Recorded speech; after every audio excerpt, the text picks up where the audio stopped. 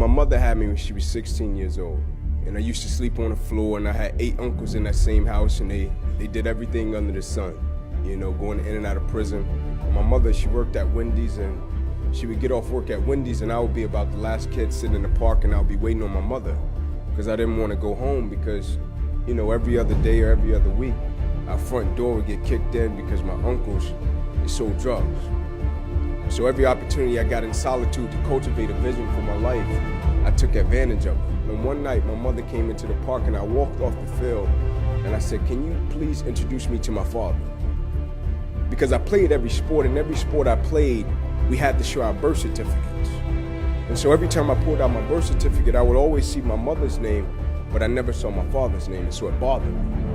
And so she said, "Sure." And so my first encounter with my father, I shook his hand. I said, "Hey man, how you doing?" He said, "Hey little man." He said, "Man, I heard you could really play sports." I said, "Thanks, I heard you can too." I said, "But here's what I need you to do for me. I need you to pick me up every Friday night, work me out every Saturday morning, and you can take me back home after that. I don't need any money, I don't need any clothes. I just need to make it to the NFL so I can help my mother and my grandmother. Can you do that?" He said, "Yeah, I got you." And so he picked me up one Friday night. The first Saturday morning, he shakes me. It's 4 a.m. in the morning.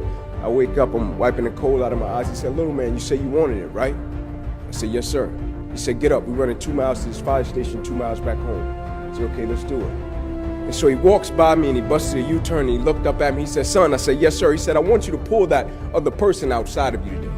No disrespect. I said, "But I don't see another person." I said, "So I understand we have different lives and you have a job, and so if you're tired, I get it. You can go back in the house and you can go to sleep, but you're not stopping me from running to this fire station. I'm running to this fire station whether you go or not." And he looked at me, and what he said to me, it pierced my heart in such a way. He said, "Son, what I'm trying to get you to understand is no matter how hard you work, there is somebody on the inside of you that works even harder." He said, "No matter how dedicated you are, there is somebody on the inside of you that's more dedicated. No matter how committed you are, there is somebody on the inside of you that's more committed. And you don't even know what commitment is yet. You think commitment is just saying, 'Yes, I'll do it.' But what commitment is staying true to what you said you were going to do long after the mood that you have set it in has left. Meaning on the days when you don't feel like doing what you said you will do, you get up and you do it anyway. That's what builds character."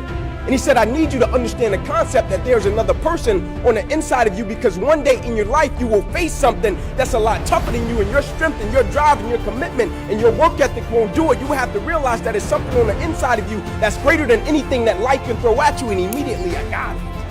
And so when my life changed, not only did my football career end, I got a paralyzed right arm and hand behind me.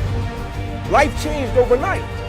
But I was extremely grateful for it, because the whole time I understood that you have to tap into in order to get through one of the darkest, toughest, roughest moments of your life. There's another person on the inside of you.